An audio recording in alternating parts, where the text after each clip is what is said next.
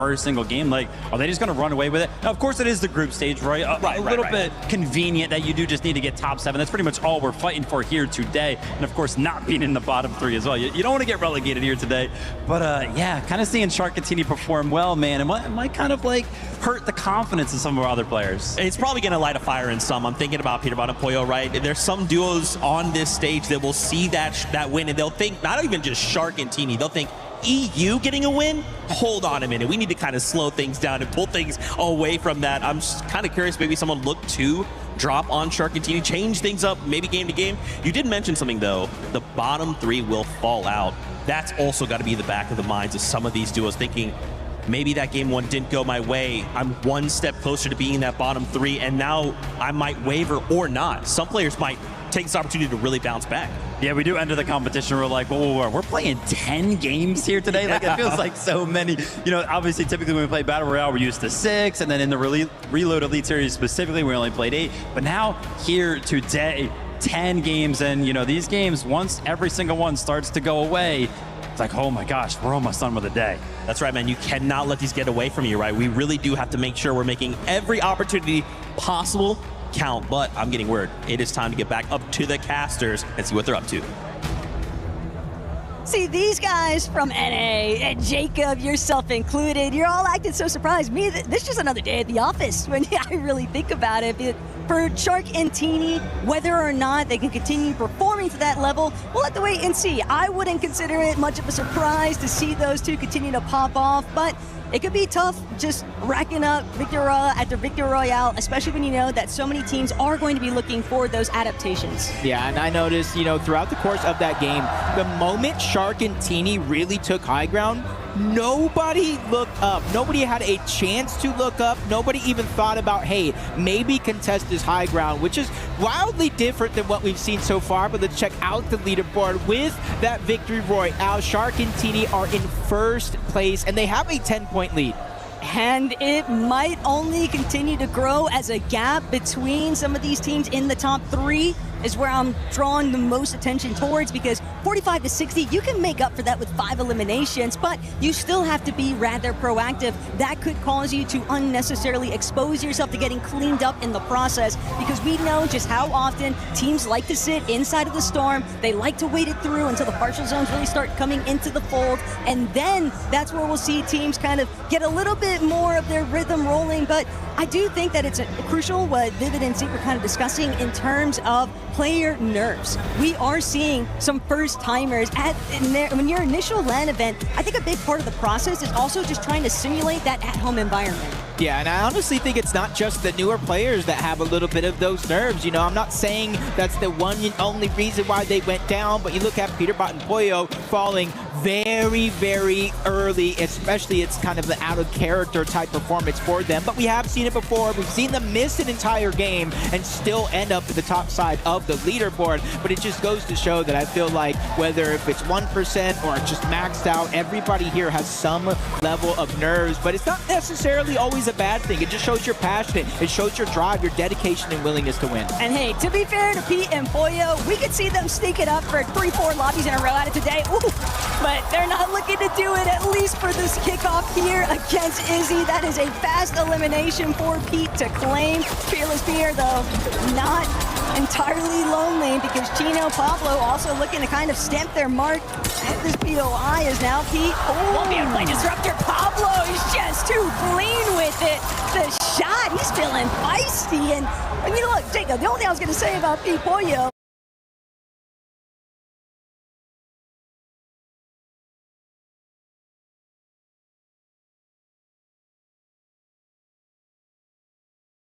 is that it doesn't matter if they get eliminated super early on. They're a duo I would never be pressed about, because they can have their huge swing of events in just one lobby. Yeah, and honestly, Just a crazy shot there, but Peterbot kind of feeling a little bit more like himself, straying away from landing with Poyo. That way they can get these early game eliminations. But over on to Elite Armory, where last game, I was talking about 4 teams there. We actually had 5 teams at one point or another over at the Elite Armory. This time around, we have a few less teams, only 3 of them looking to actually contest that drop map. Just going to show that, hey, after game 1, we're already seeing a bunch of changes to the overall strategy, starting with some drop spots. Things are getting a little bit rocky here right now, though, for Rainy and Nalu as Cringe Volca continue trying to encroach on their position. They've already gotten Nalu 1 time, and they're looking to try and see just how many repeat elims they can truly rack up here. Unfortunately, they won't even get the chances. Now, elsewhere on the map, Phoenix and Retro. We saw them getting fraggy very early on, and looking to repeat that here in match 2. Taking out Vico, that's a pretty big contender. It's also going to force Malabuka's hand to play a little bit more passive early. They don't want to unnecessarily expose themselves to finding a too early of a departure. And honestly, what I've noticed, though, is when looking at the leaderboard between games and even kind of seeing it here,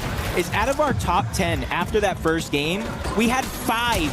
We had 5 teams from the quote-unquote smaller regions, and that's why almost all weekend long, leading up to this, I was like, this is the best chance. NA West, OCE, Middle East, Asia, Brazil. This is the best chance they have to perform well in these in-person events, and you can't let that opportunity go to waste. And let's keep it honest here, Jacob. We both saw what was taking place on socials. Everyone was pretty much ruling out the international competition. NA West, they're like, no shot.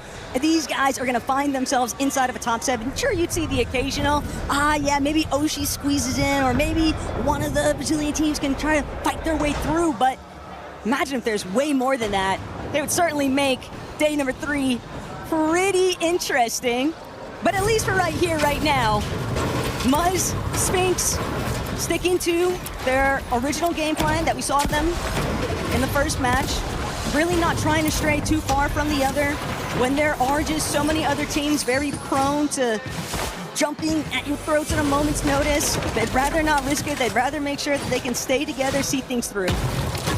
Seeing all the action go down. Shark, him and team honestly didn't have very many eliminations at this point in game 1, and already is starting to add on to that 75-point total that they got in that last one.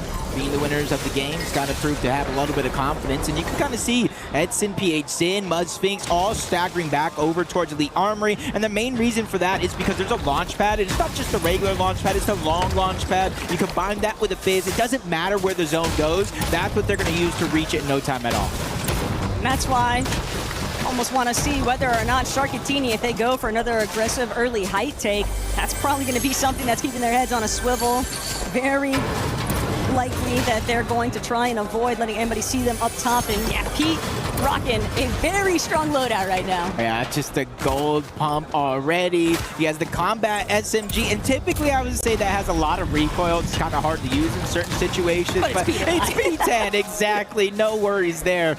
Just got to kind of figure out how they're going to continue to kind of play this one out. Cammy, Hari, second place after that last game. Quick to start to rotate on over. And you're seeing kind of as the map shows right now, there's still a bunch of teams in and around the zone, but there's even more so outside. It's usually around zone 4, zone 5, and zone 6, where they typically start to move towards the actual zone, because that way they can make it safe for reboots turning off. But I'm just looking at that dynamic between first place currently and the top 10 overall. Toma and Mofu currently sitting at just around 21 points versus Shark and Teeny with a whopping 78.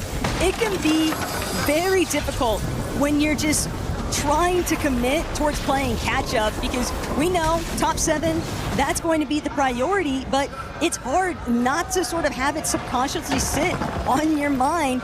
Hey, what if they just keep building up crazy leads like this? Who's going to be the ones to try and shut them out, shut them down? Because you give Shark and Teeny an inch, they'll take a mile. Yeah, and they're going to put themselves, if they continue in that trajectory, in a position to where they can kind of do what they want. They can play with the lobby before the 10th game is over. If they kind of give themselves a good enough gap. So see Shadow, Virgo, not necessarily in the best spot, kind of in a ravine in between two different mountain ranges. So even though you can be relatively good, 1 second, things can change if teams notice you down there, especially since they are built in some of those weaker materials. So it takes 1 second, one lapse of judgment for that mistake to happen. You're kind of seeing everybody around the map. There's little different strategies. Some teams prioritize making it to zone quick, other teams prioritizing these launch pads and the Flowberry Fist. I just love the fact that anytime we get the Hanover of what Chino and Pablo are up to, it doesn't matter if they're box fighting or if they're just waiting for their super pad opportunity. You know Vitality fans are going to get rambunctious for these two, and that's just got to be such a great feeling as a player, because I'm sure they can feel that rumble on the stage, the vibrations of hearing everybody just supporting them so heavily. And that could also play a big part into what sort of momentum they're able to build on the day. Kind of see here from Bugha and Braids, the loadout in the inventory, and that's where I was talking about the difference with a lot of mobilities in game one.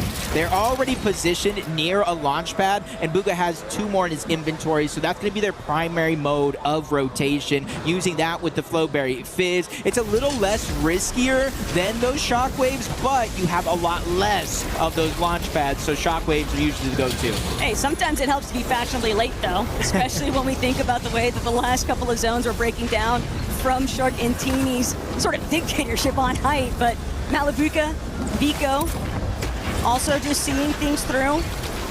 Malabuka, though, maybe sniffed out the fact Cammy and Hottie were trying to get a little bit of an ambush here, but that sneak attempt will not actually yield anything of benefit. Malabuka just doing enough to sort of stave them off, discourage them from starting to try and re-aggress.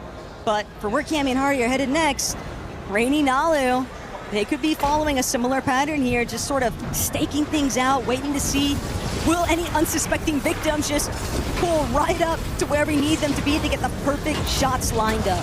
Almost seemed like a good opportunity for Rainy and Nalu to kind of lurk around. I think Nalu kind of moved at the last second, gave up the audio visuals, so Cammy Hart knew he was there, and they kind of made the right decision. Rotate away, get to a better spot, just keep things moving. Just don't stay stagnant at any one of these positions as we jump on board the southern portions of the map towards top tier training, where Pete and Pollo still have to figure out a way to rotate around. There's one team directly next to them that you do see in the mini-map, but in their path, Taco, there's 3 other teams as well, and 1 more coming from behind. And the other problem that starts to sort of break out for these two is that you get one team taking shots at you, all of a sudden you might have 2, 3, 4 in the immediate area that decide that they just want to divert all of their attention towards you. And that was kind of what led to their demise. Even in that first lobby, we saw them with an uncharacteristic early game exit, but even if it's Pete and Pollo making up for lost time, it's still just so early on in this competition that you can't be too pressed or stressed out. But for Epic Whale and Pump, 1 elimination so far, taken to the skies. It's all about the rotations. And you're seeing a bunch of teams start to utilize those shockwaves.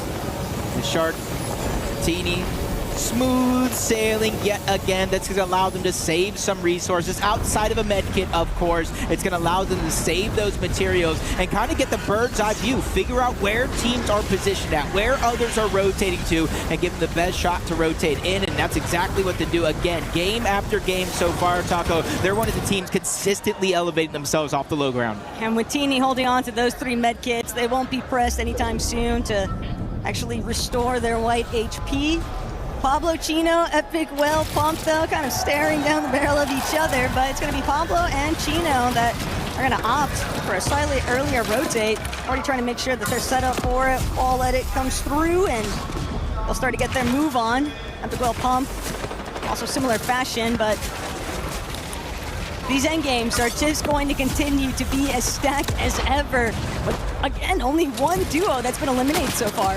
Yeah, and another one of the zones that has me kind of thinking, if you're not prepared for this to go southwest, I'm not sure you're preparing fast enough, because that's where the zone could potentially go. You see the teams that are already there. They're positioned up on that high ground. They don't necessarily have to drop off just yet, but that time will come if it goes over towards the east or towards the north, and I think that's where the majority of the lobby would love for it to pull. But Shark and Teeny right now, they're using their position as a moment and a chance to kind of look back. Izzy and No-Sip, they're not too far away from the zone, but they still have to rotate towards it. I think the main thing that's going to play a pretty big factor here, though, is like that drone out shot had already shown.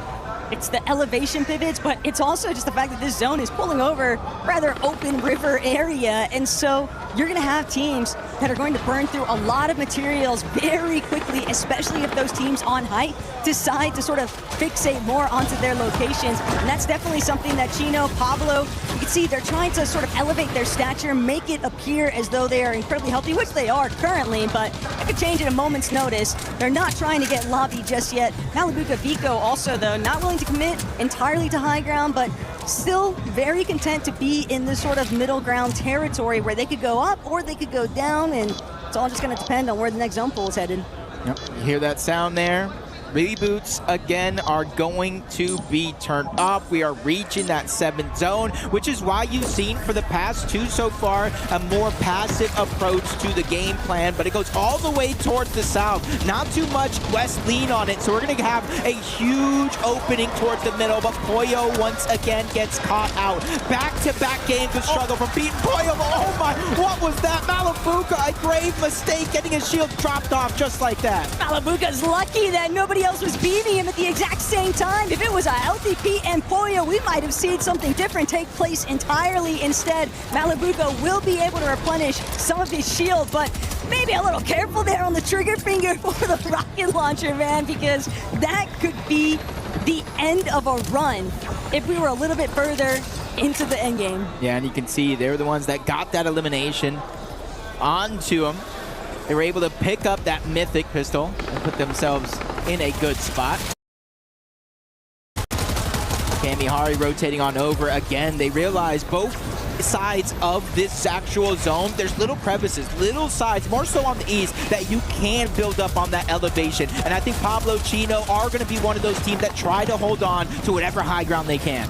I like what Virgo and Shadow are starting to set up for. Buga Braids on the other end of the spectrum, though, have managed to find slightly more isolated position, but just how long will it remain excluded from the rest of the lobby? Because I already tell Buga sort of checking out a couple different directions, trying to ensure that they are going to be able to just utilize this next launch pad without taking too many focal shots in the process. But it's tough, Jacob, because there are teams on high like Chino and Pablo that'd be probably pretty eager to get some freebies in.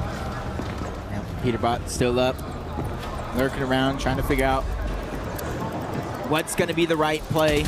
We go from that ravine down in towards the middle. You see where the zone is going, towards the northwest. There's a whole mountain edge, and it's not them that you really have to be worried about. It's Shark and Teeny again on the high ground. Edson, PH Sin, and a couple other teams trying to use that launch pad to try to get away from the low ground, get away from the chaos, but they just run into one danger after another in the name of Shark and Teeny. Poor Muzz, man, he just never had a chance. That's the difference between taking the launch pad and Shark Teeny's strategy of just using the crash pad fizz. They can still take those shots a much more feasible rate, and now they'll send it right back towards height. Edson, fortunately, didn't get cut off along the way here, but now Pablo, Chino, just biding their time. Also gonna opt to drop back towards that low ground position. They will layer up just one more tier above where some of that low ground congestion is starting to build. It's all about the front side control here, and Izzy just getting beamed.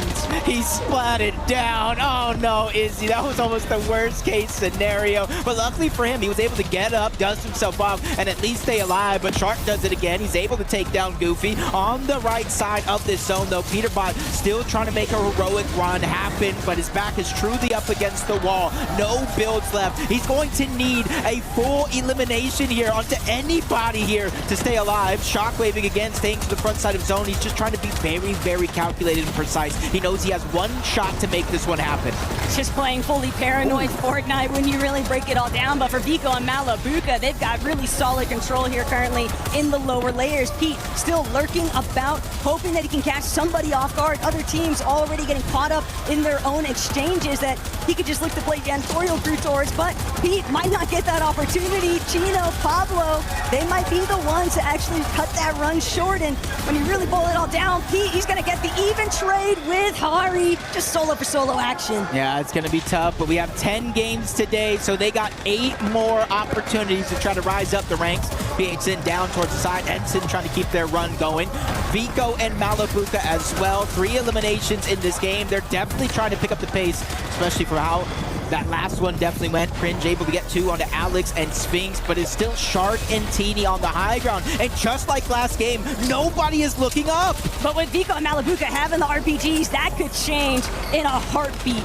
All it takes is one good shot towards Shark and Teeny, force them sort of get a little bit more entangled where the rest of the chaos is actually unfolding. But Malabuka and Vico, first, they have to prioritize making sure that they are in a healthy enough position to fight. Mally gonna use up his last shield potion here, turn his attention towards his fragger Vico, who's able to claim Moda. Just no opportunities for anyone to squeeze their way into this front side position. Where they're at on the low ground, they're just cutting teams off every which way. Shadow and Virgo gonna find themselves also being cleaned up by the lobby. Yeah, Retro is gonna be the one to take down Shadow and end the run of him and Virgo, keeping himself long, just putting NA West here on the back as Cringe goes down.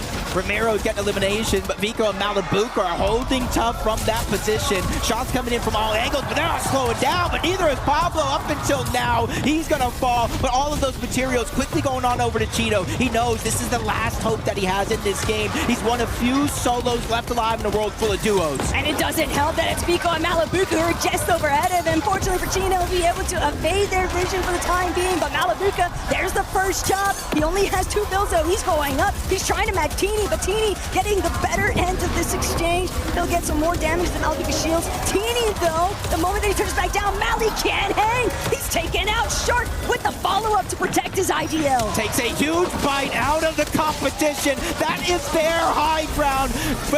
Where if you look to take it, even Vico's gonna fall. A delay was shortly after. Our final 4 teams and Shark and Teeny are on the mountaintop yet again. They're on their throne looking down. Teeny's gonna drop. They almost have no choice. No builds left. This is anybody's shot to finally end the run. Teeny's gonna fall. Shark has only hope to go to the backside of zone, and it's NA West that takes him down. Retro feeling really good about this one. He just needs to close out against Tomat because Mofu no longer able to hang. But again, they're just not super healthy. A great block there out of Leiwa, but it's not going to be enough. Retro holding strong and bringing things home in Game 2 for NA West. This is a team I have been talking about all year long, saying they have to be one of the best teams on West. Week after week, I'm trying to put them in the moment that they deserve, and they prove it here again. They qualified to EWC, they qualified to the Global Championship, and now they win a game in their first LAN ever. Always awesome to see some of these other regions get their flowers in the moment. It was definitely a hard-fought battle,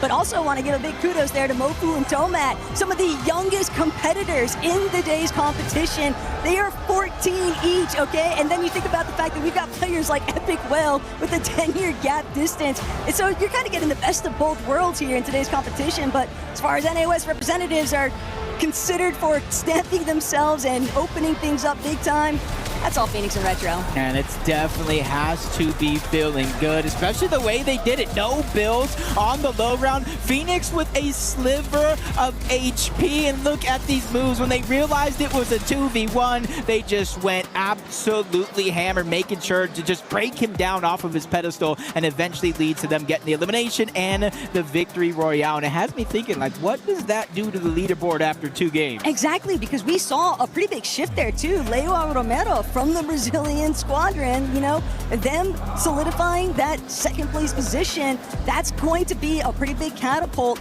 And it's also going to be something that it keeps them in contention, especially for that top 7 territory. But when you see Shark and Teeny maintaining these strong end game positions, it starts to get a little bit more worrisome because it is going to be very tough for other teams to essentially shut them out. Yeah, it's definitely going to be one of those situations to where once you start to gain a little bit of a hot streak, and yes, it is 10 games today, but once you start to feel a little bit more comfortable with the cushion that you've built, whether you're in first, second, third, or fourth, when you look down to that 7th place finish, it will allow you to play a little bit more confident. You know, a lot of these guys, when it comes to online, Shark, Teeny, Phoenix, Retro, Hero, you even got Peterbot and Pollo, Vico, Malibu. They are some of the most aggressive teams that we do have in Fortnite history, but we're not necessarily seeing that here yet today. But I think that's just because it's day one, it's groups, the top 7 qualifies you to finals. You're not winning any money here today. Right, you don't want to play every single card in your deck just because you've got them in your hand. You want to try and conceal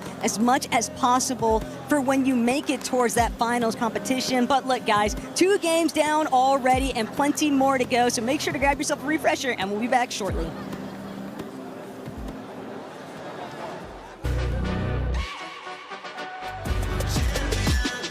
This ain't no regular thing. Came for the ring, you know what I mean. You see my name in the lights, better get right, I'm champion.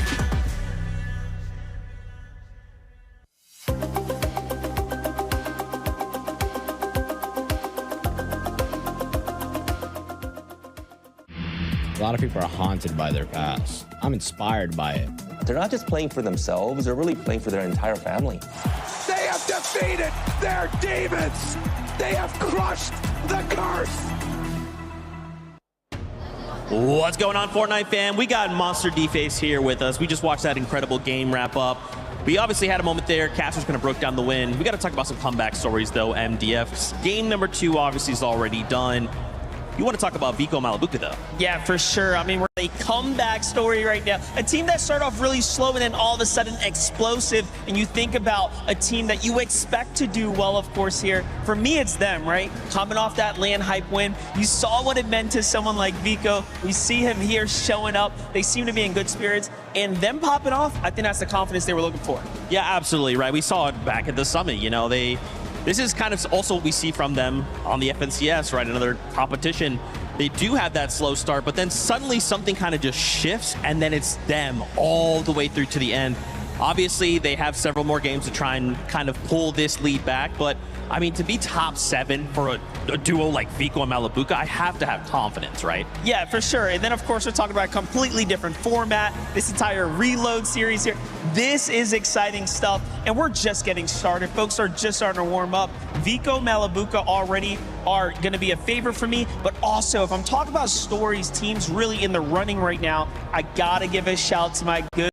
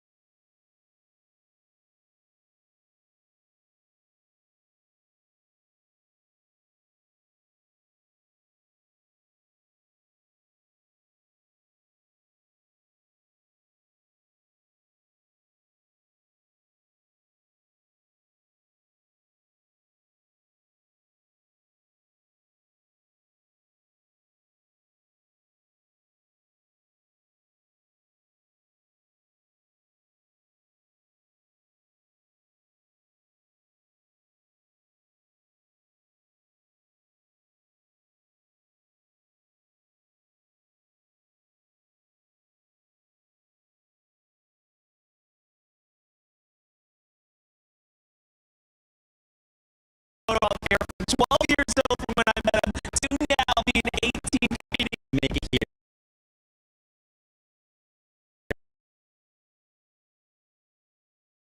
And then the leaderboard, I mean, Kelly, this is an incredible story. Listen, I know that Levin's feeling good for EU right now, but I feel like Coach Harry, the first person to really call out this duo during the Reload Elite Series, is probably feeling pretty good. A lot of people were looking to this duo, and now all eyes are on them right now. We talk about how it seems like there's this new echelon of players that are kind of coming up and taking over a lot of our dominant veterans, and I think this might be another duo that does that. No, absolutely. I think especially within EU, there's been a resurgence of French Fortnite this year, and I think when you're looking at, you know, two players who have been champions of that, you'd have to throw their name into the hat.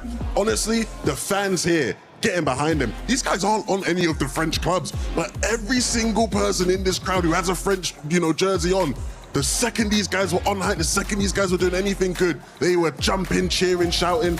You just love to see the support they're getting right now. You definitely love to see it, especially when players can get behind that as well, start feeling that energy and start putting that towards the game series with that bounce back that we saw. But now we're going to talk about one team that really hasn't had to bounce back because they've just been so consistent at the top, and that is none other than Shark and Teeny being able to just do their thing this first 3 matches, it feels like. Yeah, I feel like game 3 was the one that kind of did it for me here, Kelly, because listen, you know, when we kind of looked up towards the high ground and they were on higher ground once more, I kind of just shrugged it off. I was like, how are they consistently doing it? They were in game number 2, they were in Storm all the way until zone 5, zone 6. I was like, clearly they lost half of their health. All these people are going to be watching them come into zone. There's no way they're, oh, nope, they made it and they almost won the game. Cool. They do this time and time again. Are they just that much better than everyone else? And I think the comparison is even stronger right now because of how poorly a certain duo is doing. Yeah, I mean, you want to talk about it, you want to go there, because I'm ready to go there. If you want to talk about, you know, the teams who I think we expected to do a bit better that aren't, sure, we're going to probably have to take a look at the next page of the leaderboard to get to some of those teams, but Shark and Teeny, it's been, I think if you're an EU fan, it's been exactly what you expected, exactly. Right? It's what they've done all year. Yeah, we'll get a chance to talk about that duo that you guys are currently alluding to, but some of the other surprises, I mean, we just got a chance to hear from Phoenix and Retro 2 being their first LAN 11. And Kelly, this is one of those things that sometimes it lets them get onto, the pressure just gets to these players. It's not looking like that so far. I think the reality is these guys didn't come in, I think, with that much pressure, right? I don't think they had all of NA sort of looking at them going, you guys need to represent for us and deliver at the top level. It's allowed them to come into today, play their game. They've gone under the radar, and again, a very strong start. There's a lot of games to be played, right? So you don't want to get too ahead of yourself, but this is encouraging signs. Thank you, Levin, for kind of bringing up the conversation of NA, because unfortunately for NAC specifically, I mean, Phoenix and Retro are actually carrying that conversation right now. The only team from NAC in that top 10 was actually Booga and Braid sitting there in 9th place. So let's go ahead and take a look at the second page here, right? Where are these teams actually standing? I mean, Shadow and Virgo, these guys got to pick it up. I mean, 12th place, Muzz and Sphinx, these guys got to pick it up. And then Kelly, the duo that I'm sure you are begging to talk about. I mean, Peterbot and Pollo down there in 17th place, 33 points. How could we not talk about this duo? This is the duo that's been on everyone's name, not just in the Reload Elite Series, but in the FNCS. They won 3 of the finals and they got 2nd place. And to see them not just doing poorly, but at the bottom of the barrel, I'm not trying to like talk trash. I think this is shocking and there's something going wrong. It is shocking, but I think, you know, I can sit here and dunk on Pete and Pollo all day long, right? I know people think I want to do that. The reality is, these guys are 2 of the best players in the world. When you look at a lot of their year so far, they've had a lot of performances like this where it's very slow to start. I think the days of Peterbot and Pollo just sort of running at everybody and completely rolling them over, it's probably past those days. However, they are still a team that you would pick to beat anyone when it comes to a fight. And so I think they need to just sort of take some time to reset. I don't think they're over. I don't think they're finished. I don't think they're washed. I just think this is a reality check that will be very good for them moving forward. All right, Levin, I see what you're cooking there. You don't want to trash them too much. It could be too early to wave that red flag for some of their squads too. It's only been 3 matches. We still got 7 more matches to go, but they are fairly close to the bottom 3. And what happens to the bottom 3 at the end of the day? Those keys get crushed. So I want you, Levin, to look back at the camera. I want you to get into your best mindset as a coach. If you are currently coaching those 2 players from Falcons, what are you going to be telling them after 3 matches? You guys have done it time after time. Whenever the pressure's been on, whenever people have doubted you, you've made it happen. Make it happen today. You guys aren't finished. You guys aren't done. You guys are the best in your region. Show that here today. The Falcons are supporting you. All the different games have come together. They put in so much work for you to deliver in the final lap of the race. You have to make it happen. Oh my God. David, I don't know about you. Kelly, I don't know about you. I mean, put me in there, coach, because I want to play. Yeah, I know. This is getting me motivated. Maybe I have to throw the old headset back on, Lev. Thank you very much for that. Listen, actually, I want to bring up a conversation that me and Levin had just not too long ago, talking about this comeback from Peterbot and Pollo. We kind of gave them a number of games that they could kind of clutch up, right? And Levin called it, he was like, listen, they could probably throw away like 6 games and they could still pull it off because we know what Peterbot and Pollo are capable of. So confident in Peterbot and Pollo's capability that me and Levin kind of both agree that they could get into the top 7 with just 4 good games. But it seems like everyone is stepping up right now. There are so many teams surprising us, stepping up, coming in here with a game plan. And I wonder if maybe this is a bit of the hubris of Peterbot and Pollo coming into this thinking that they were going to run away with it. However, they love to build a story. They love to go to day 2. I don't think we're going to see them in the bottom 3. So if we do see them in that elimination round in 2 days, that might just be the story they want to build. That will be crazy. Yeah, nobody's going to be expecting that from talking to you guys every single time I keep hearing Falcons is going to be going straight to finals. Right now, it's not looking likely, but one team that is looking likely to make it to the finals is Leviathan with Lava and Romero. They've been performing good so far. I'm a big fan of the Brazilian region. These guys are 2 Argentines who they've been making waves, man. They've done so well in the qualifiers over there. And I think when you just look at the way they've actually played, especially when I look at Romero, I mean, he has had some qualifier finals where he's just tearing it up. And genuinely, we spoke about it before the tournament, Kenny. I was like, if there's one team I'm looking at how they perform. I think these guys have, the ability to really go all the way in this competition. We always like to talk about smaller regions and how they're underrepresented in these LAN settings, but Brazil, time and time again, always steps up, always proves themselves to being able to compete with the best of the best in NAC and EU. So to see them do that again is absolutely wonderful.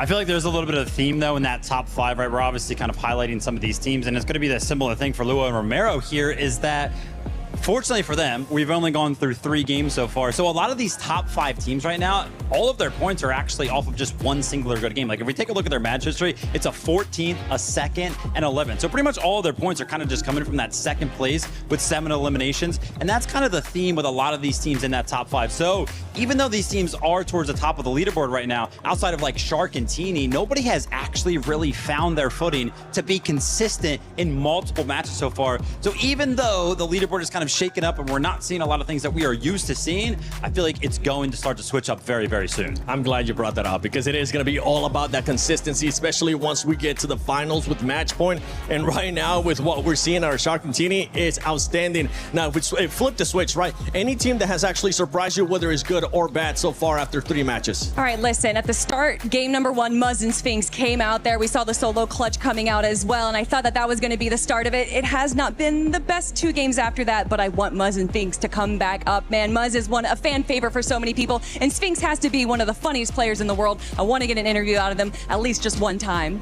Maybe we'll get a chance to get an interview. I know, in talking about interviews, one person that's currently with the I'm surprised he's even here too. Pierre Gasly from Formula 1. Yeah. Barney, take it away because I really want to hear what he's got to say. Pierre Gasly, we saw you hanging out at the Gadir City Grid where all the Fortnite action is taking place. What did you think of it? Yeah, it's insane, I must say. It's such a joy. I love gaming. Again, myself, and it's the first time that I get the chance to attend such an event. So no, it's incredible to see the player, to see I appreciate the game. I appreciate, the sort of level that you see, and no, it's very, very impressive, very joyful. It's quite a packed day for me.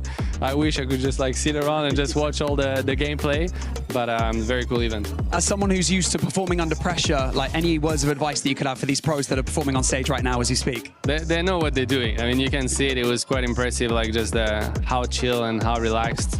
You can see the focus, you can see the concentration, very quick moves, etc. I was trying to look at all these little details, but then I really like the strategy and the sort of teamwork, and yeah, just appreciate the precision. I game myself more like Call of Duty. I do a bit of Fortnite as well, but more Call of Duty, and I know the thrill, the excitement, and just to see it to that professional level is very cool. As people say, ball knows ball. Thank you so much, Pierre Gasly. I really appreciate your time, and enjoy the rest of EWC. Thank you. Shark and Teeny, Phoenix and Retro, Izzy and Nosif, 3 games and 3 game winners, and almost all of them are inside of that top 7 as well. And it's exciting to think about because we could be looking at the beginning of the end potentially for teams that are outside of that threshold, but at the same time, everyone still has to make sure that they don't hit that autopilot feature. But my biggest takeaway from that little segment that we just witnessed, Jacob, I might need Levin to start just being like my hype man before I go do anything in life, because, hey, dude, what a speech, right? Like, if I'm Razzery right now, that's got to be the number. Like, just press record, send play, and throw that clip to Pete and Pollo. No, I got to agree with you. Levin, I feel like can just hype up anybody to do anything in the world. And honestly, I think that should be enough to kind of spark a little bit from some of these players. You know, Khaled and Mshari, Epic Well, Pomp, Alex, Reckless, Peter, Pollo, Edson, PHN. We all know these guys have an immense amount of skill. We just need to use the last 6 games of the day to put it to the test as Malabuka starts firing off early with the first elimination of the game. A little bit of a tough break there for Romero, given the day that they've been having so far, but Malabuka not looking to slow down anytime soon. That is until he catches himself on the receiving end of some damage. Pete, though, a little bit of a scramble right now. He needs to get Pollo back up and running. Chino gonna head straight into his clutches. Pollo has managed to touch ground, but Pete will be quickly eliminated. And it's Malabuka fully profiting off of this crazy mix-up at Elite Armory. Yeah, that was close. That was close. From Pete and Pollo being eliminated first out of game 4. And honestly, this is like a refreshed Vico and Malabuka. I had a chance to talk to them for a few seconds. I was telling them, like, passing these games are absolutely crazy. And I said, no one's really going up for height. And you know what Malabuka said? You better expect to see ups at high ground if we make it towards the end game. And already they're showing a huge change up when it comes to the confidence early. Like, always easier said than done, right? Especially when you've got teams like Shark and Teeny that have just been so consistent at holding it down, but Muzz, this is a rare sight, losing the Bloom battle, and Malabuka just immediately closing in. Only needs one more well-placed shot to be the end of the line here for Muzz, and that's gonna do it. Malabuka with a clean finish, and poor Muzz just sent packing back over to where Sphinx is at. A straight, quick 9 points for them. They started in 7th place at 95 points. They are the line to beat as of now, but already at the course of the game, they move up into 6th place, passing Z-Dog and Goofy. Cringe, Voco, they're still having the same early game fights, just a whole different team. It's Nalu and Rainy this time around. They get that first elimination, essentially forcing one of them to disengage and try to hide. Will Malabuka be able to swing his way out of this one, though? PH Zen trying to make sure that he can actually shut down one of EU's best, but Malabuka knows shots from both ends of the spectrum, and he won't be able to escape it this time. A great sandwich there by Edson and PH Zen to shut him down. Malabuka, though, he already had his fun at the end of it, Jacob. Getting those 3 eliminations was a very nice start to the lobby, but I like the fact that you kind of pointed out that they're feeling very confident in terms of trying to send it towards that high ground in the end game opportunities. Still, you have to wonder, any time that it goes south even slightly, it's just like a dominoes effect. All it takes is that one little hiccup, and then your game plan is just sent straight out the window. Yeah, especially if the zone kind of pulls over in the direction in which you've been fighting on. And right now, it seems early on, more than half of the zone is outside of the map on the south side. So we know for the most part we could have things jumping right back up towards the center, but this goes that early game start. Romero got dropped first. Malabuka was able to get 2, and then this final one onto Muzz. The 9-point swing to move them up a whole place throughout the course of the game. Peterbot We saw him go down early on with 0 eliminations, or let's just say 1. Now he's picked up 2 more, so they're just trying to go ahead and put themselves to the test. We talked about Levin said maybe they could throw away 6 games. Well, they might be able to throw away 6 games, but Peterbot and Poyo don't want to throw away 6 games. Hey, it's always Pete Poyo. You just can't be worried about these guys until you actually see them in this sort of position, and we're maybe in our last 3 games of the day. Then maybe, you know, affairs start to get a little bit worried about how they're going to actually wind up in which part of the leaderboard they'll be at after all 10 matches played through today. Shadow and Virgo, though, roller coaster of emotions for these two. They've seen some highlights, and then there's just been the dips back down. It's just very difficult for them to get that consistency rolling. Yeah, and it's kind of telling you, know, look at their journey here. In the first qualifier, they got 6. They missed out on actually qualifying. The second qualifier, they missed out on the finals lobby completely, and then they qualified in qualifier 3 inside, I think, a top 4 finish. And then the fourth qualifier, again, they missed out, which just kind of shows that they can highs, they have lows. They're a team that builds off momentum, and they need to continue that here in today's games. And that's exactly it. Momentum being the key word, because you see Shadow or Virgo get even 1 elimination, all of a sudden they are racking up the count. But obviously, we'll have to see whether or not that actually ends up being their fate in this game. Right now, Vico looking to apply a little bit of pressure towards Nalu. And Vico Malabuka, this is definitely confidence. Just kind of oozing from both of them. Vico gets 1 already. Nalu was rather injured before he even got to apply the shot, but now Rainy on the ropes here, not trying to get fully wiped this early on. They still want a fighting chance, and Vico knows it, and he's looking to shut that down immediately. Yeah, he had to go back for the build, get no material left, but he realized he's on a clock if he wants to get this team fully out of the lobby. But Rainy goes down instead of getting eliminated, so you know he's bought Nalu enough time to at least get back in the game. And if you guys don't know, since they're fighting so far outside of the zone, instead of the teammate rebooting and above you, that only happens when you're in the safe zone. So he rebooted somewhere inside of the map, far away from his teammate, so he really had no chance to help him either way. Malabuka, though, doesn't really seem too pressed by it. Will be able to pick up nice little make it off the vending machine, and Mofu and Domad don't really seem to notice that he's actually rather close by. They're a little bit more fixated on just making their own rotations. Again, just another one of those teams, international representation. They've managed to secure a top 3 already in today's competition, just 1 or 2 more of those, and that could be what sets them up for that top 7 finish. Yeah, they're not too far away from where the bubble actually is, so they just need to continue to keep at it. And we had talked about to kind of start the day, nerves might be playing a little bit of a factor from some of these teams, but it's happening to everybody little by little, especially the ones that might be running out of time. You saw the loadout, the Mythic Wrecker Revolver, which packs a punch from far away. So when this team does eventually try to play for that high ground, it is going to hurt from a bit of a distance. Pablo Chino, though, just operating at their own pace. Launchpad nearby. They'll start to rotate. They've got the whites to work with, but Vico, another little run back. This very aggressive instance. And it's just impressive knowing that Malabuka also has full confidence in his Swagger that Vico is going to close that fight out 9 times out of 10. And that's a daunting fact when you are one of those teams like Rainy and Nalu and realizing, dang, we just got shut down by 1 guy. Yeah. It's just one of those tough things that start to play on you mentally. But as we look at Cammy and Hari, I know they were talking about a lot of teams in today's games. I know it's only been 3, rather kind of inconsistent outside of maybe Shark and Teeny, but Cammy and Hari are another one of those teams you got to give a little credit to. 2nd place in the first game, 3rd place in the last one, 18th in the middle, and then a total of 8 eliminations. So they're making sure that they stay above and ahead of the curve, or at least as far as right now goes. Booga and Braids not too far away from the zone, just trying to grab that med kit before they use that launch pad to go in.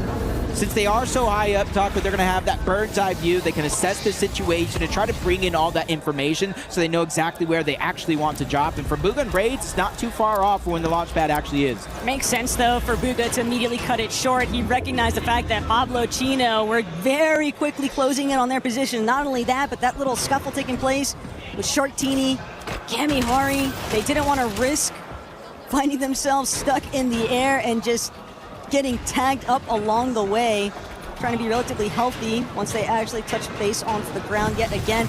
We're ready to see the Lion Roar. We're also ready to see whether or not Izzy and Nosif are able to replicate that last game success here, and it could start by finding these eliminations onto Khaled and Mshari, but the way that Mshari, it's a war of attrition here, and it's Mshari who's going to take him out. Nosif has fallen. Izzy now trying to gauge whether or not he can even buy enough time for his duo to get back up and running, but Mshari just doesn't have enough builds, wasn't able to make it to the body to actually secure anything, so left the fallback and wait for Khaled to instead help him out. But Izzy, that was all the time he needed. Yeah, but this is still essentially a 2v1, even with Nosif back in the game. Remember, I said you don't reboot over your teammate when they're in the zone. They're safe right now for Nosif, so you can see him trying to do what he can. Just try to get some loot. That way, if the worst does happen and Nosif does go down, you try to fight back, but finally you see Izzy in the minimap making his appearance, so he doesn't stray too far away. He knows there's a huge strength in numbers, and they want to continue to use it to their advantage. Bugha and Braids are being so cautious with every single one of their rotations, though. Anytime that you start to see them, maybe we're just going to send a little bit further forward. No, they scout out another team, immediately block off the line of sight. They are not trying to take any unnecessary damage, but they are having to burn through a lot more material than intended, and that could come back to haunt them later on in this lobby, Jacob, because we haven't even hit reboot shutting off just yet. And for Bugha and Braids, they're going to need a refresh of material if they want to be left standing by the end game. Yeah, but they're not just too far away from that 7th place spot. They started the game in 9th. They were down about 7 points to Vico and Malabuka, but we saw how their early game went. So Bugha, Braids, just trying to play the long game, it seems like, maybe like a few others. Retro and Phoenix, same thing could be said for them. They were able to get that victory royale in game number 2, but it's just a lack of being able to kind of do it again, or at least get close. They have a 17th and a 10th in their 2 other games, but they did have the eliminations with that victory royale, which kind of boosted them up the leaderboard. So you got to make sure to close out maybe inside of the top 10, top 5, if you're looking to stay within contention of that top 7.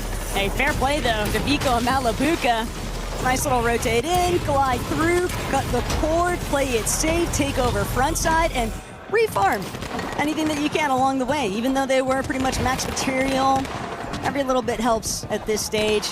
And just knowing that they've prevented Peterbot and Poyo from having that freedom to just sort of immediately send it straight ahead. They are going to have to be very cognizant of where Vico and Malabuka are at, or at least get some good damage application in to prevent them from looking back and spraying their direction.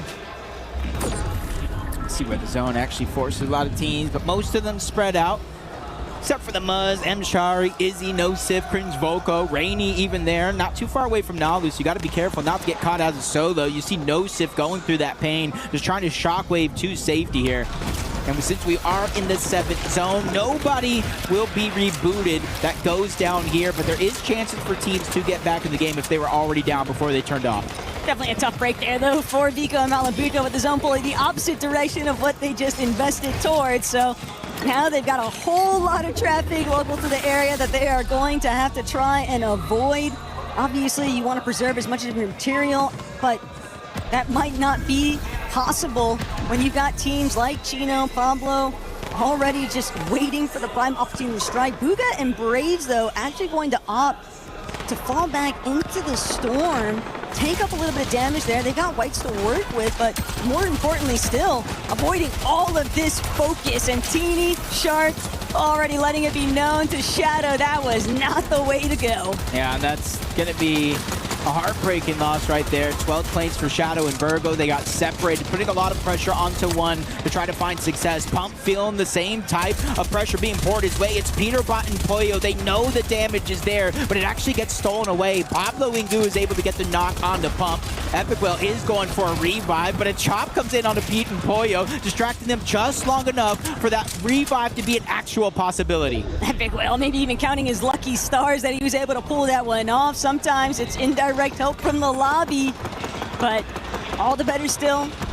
And it was still kicking here. Izzy, Nosif, great job concealing themselves. Didn't get the damage application they wanted against Z-Dog and Goofy, but the pressure point could definitely be applied. All depends on who actually moves first. Is Pablo Chino just getting shredded on their builds right now, doing everything in their power to keep these walls closed off.